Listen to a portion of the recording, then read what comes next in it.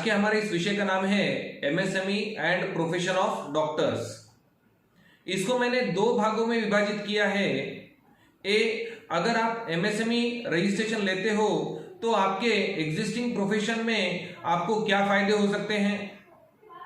B, अगर आप आपके प्रोफेशन से रिलेटेड कोई औद्योगिक क्षेत्र में आना चाहते हो तो आपको किस तरह के बेनिफिट्स मिल सकते हैं। एमएसएमई मतलब micro small and medium enterprises. इसमें न केवल मैन्युफैक्चरिंग क्षेत्र आते हैं बल्कि सर्विस के क्षेत्र भी एमएसएमई मिनिस्ट्री के अंतर्गत आ जाते हैं।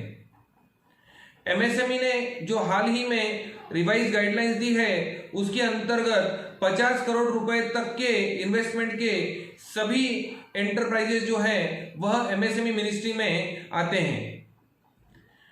गवर्नमेंट ऑफ इंडिया बहुत कीन है कि वह एमएसएमई उद्योगों को डेवलप करे, जो कि ना केवल सिर्फ एम्प्लॉयमेंट को जनरेट करे बल्कि भारत का औद्योगिक विकास दर भी बढ़ाए।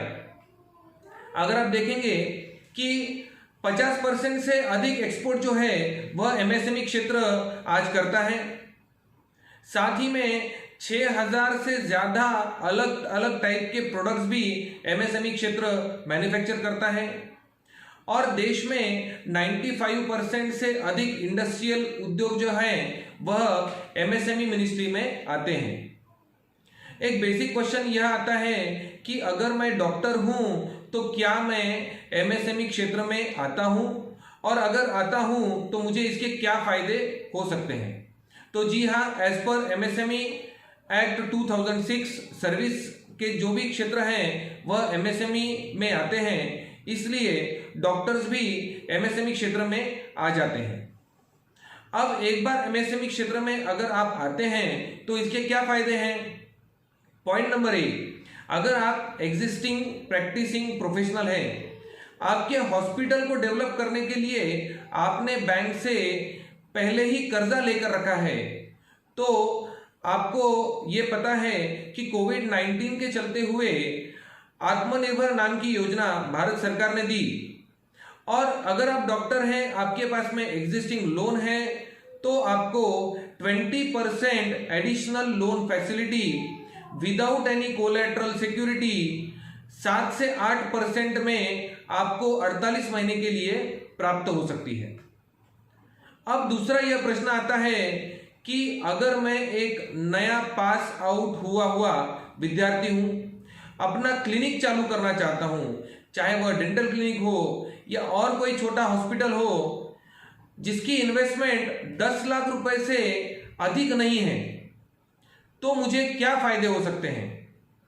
महाराष्ट्र सरकार ने एक सीएमईजीपी नाम की योजना ला रखी है जिसमें सर्विस क्षेत्र अगर आप कोई भी चालू करते हैं और आपकी प्रोजेक्ट कॉस्ट 10 लाख से अधिक नहीं है तो आपको बैंक से कोलैटरल फ्री लोन प्राप्त हो सकता है।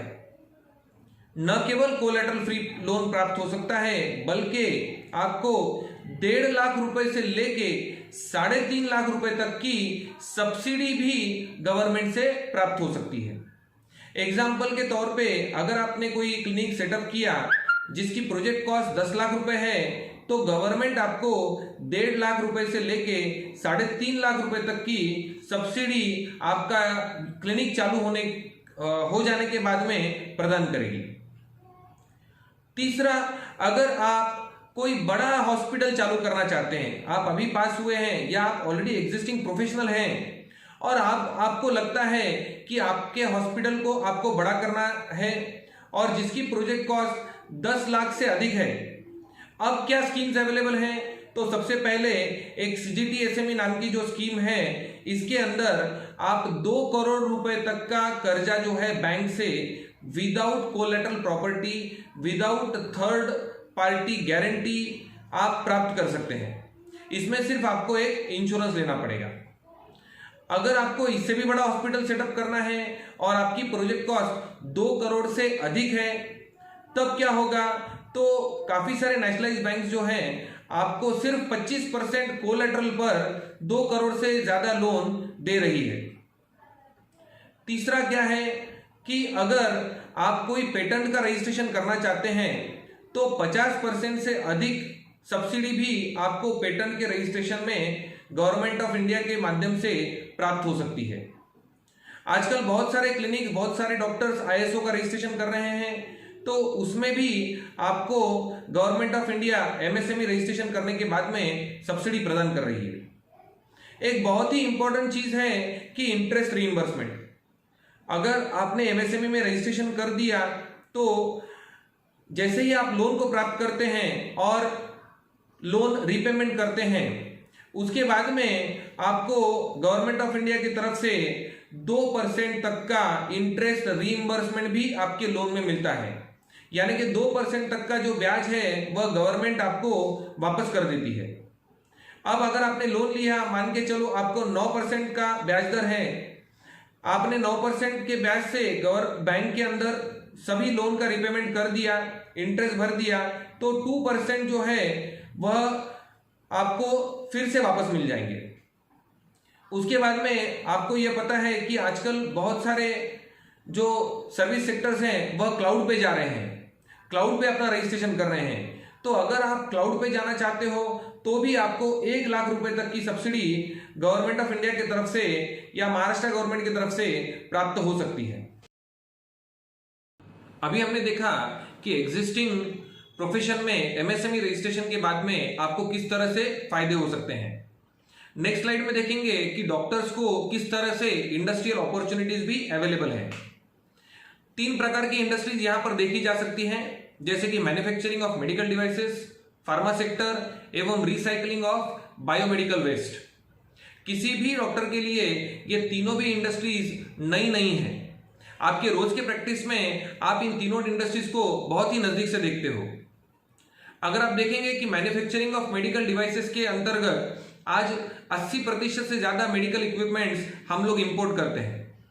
हाई एंड डिवाइसेस जैसे सीटी है, एमआरआई है, एक्सरे है, अल्ट्रासाउंड है, इन डिवाइसेस से लेकर तो आईसीयू बेड्स तक जो भी डिवाइसेस हैं हम लोग आज इंपोर्ट कर रहे हैं। चाइना की और भारत की पॉपुलेशन अगर आप देखेंगे तो ऑलमोस्ट सिमिलर है, लेकिन चाइना की जो मेडिकल डिवाइसेस की जो इंडस्ट्री है वह हमसे 10 टाइम्स से भी अधिक बड़ी है। तो आप ये देख पाएंगे कि हमारे पास में इस क्षेत्र में कितना सारा पोटेंशियल अवेलेबल है। अगर आप देखेंगे तो मैंने यहां पर 7 डिफरेंट टाइप्स के की सेगमेंट्स डिवाइड किए हैं, जैसे कि कंज्यूमेबल्स है, डेंटल प्रोडक्ट्स है, डायग्नोस्टिक इमेजिंग है, 4 डायग्नोस्टिक इमेजिंग है, ऑर्थोपेडिक्स है, अदर्स है और पेशेंट एड्स है। यहां पर अगर आप देखेंगे तो 60% से ज्यादा हम लोग इंपोर्ट करते हैं डेंटल प्रोडक्ट्स में, 52% से ज्यादा हम लोग इंपोर्ट करते हैं डायग्नोस्टिक इमेजिंग में, 67% से ज्यादा हम लोग इंपोर्ट करते हैं डायग्नोस्टिक्स में, ऑर्थोपेडिक्स में हम लोग 62% से ज्यादा इंपोर्ट करते हैं, 83% से ज्यादा हम लोग इंपोर्ट करते हैं अदर्स में, और 50% से ज्यादा हम लोग इंपोर्ट करते हैं पेशेंट एड्स में। तो यहाँ पर बहुत सारी प्रोडक्शन की जो स्कोप है यहाँ इन सेक्टर्स में अवेलेबल है।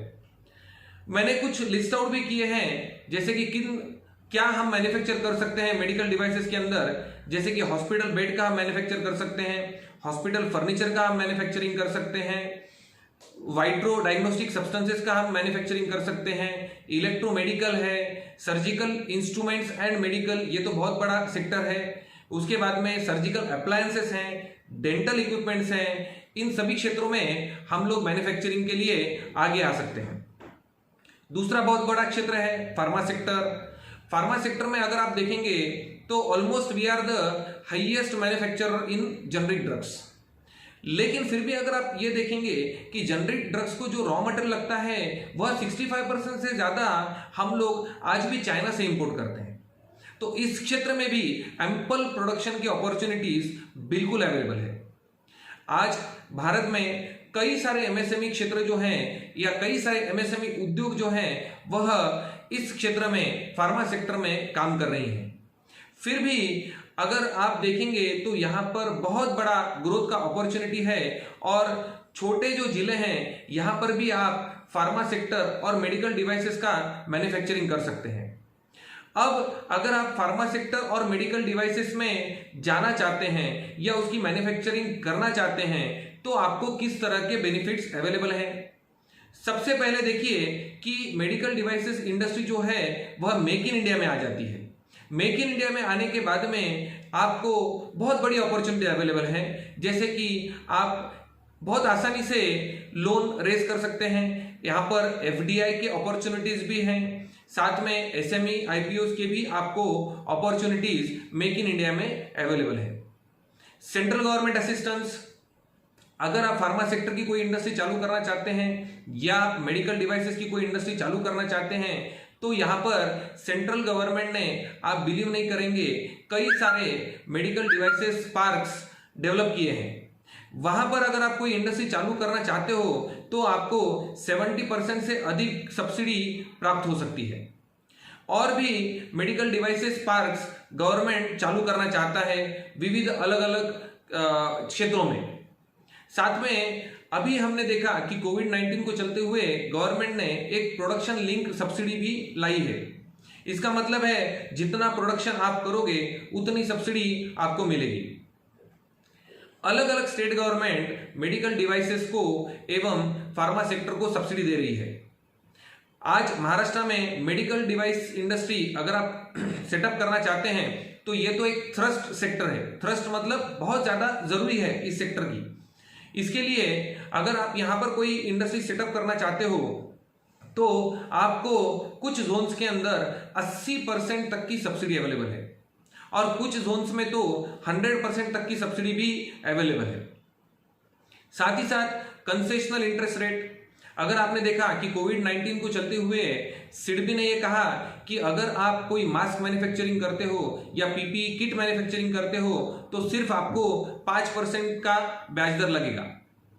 अगर आप देखेंगे कि यहां पर जो है फार्मा सेक्टर जो है वह डिपार्टमेंट ऑफ फार्मास्यूटिकल्स 6% का इंटरेस्ट का रिइंबर्समेंट देता है अगर आप कोई फार्मा सेक्टर की इंडस्ट्री चालू करना चाहते हो तो। फिर बाद में availability of land and finance की जो अपॉर्चुनिटीज हैं वह काफी प्रायोरिटी पे आपको मिल सकती है अगर आप मेडिकल डिवाइस की इंडस्ट्री और फार्मा सेक्टर की इंडस्ट्री में आना चाहते हो। Delayed payment monitoring, delayed payment monitoring का मतलब क्या हुआ, आप एमएसएमई क्षेत्र में हो, अगर आप कोई भी आपका प्रोडक्ट किसी बड़े इंडस्ट्री को सप्लाई करते हो तो 45 दिन तक आपका पेमेंट आ जाना चाहिए। अगर नहीं आता है तो आप स्टेट गवर्नमेंट के माध्यम से, मतलब कि एमएससी एफसी के माध्यम से आप उस कंपनी के अगेंस्ट में कंप्लेंट भी कर सकते हो, जिसको हम बोलेंगे समाधान पोर्टल पे आप ऑनलाइन जाकर अगर आपने उसकी कंप्लेंट लॉन्च की तो स्टेट गवर्नमेंट फॉलो करता है और आपका पैसा आपको उस बड़े कंपनी से दिला कर देता है। इतना ही नहीं, बहुत सारे अलग अलग माध्यम भी हैं जैसे कि ई ट्रेड्स हैं और कुछ अदर प्लेटफॉर्म्स भी हैं जहां से आप इस क्षेत्र के लिए फंड रेजिंग भी कर सकते हो।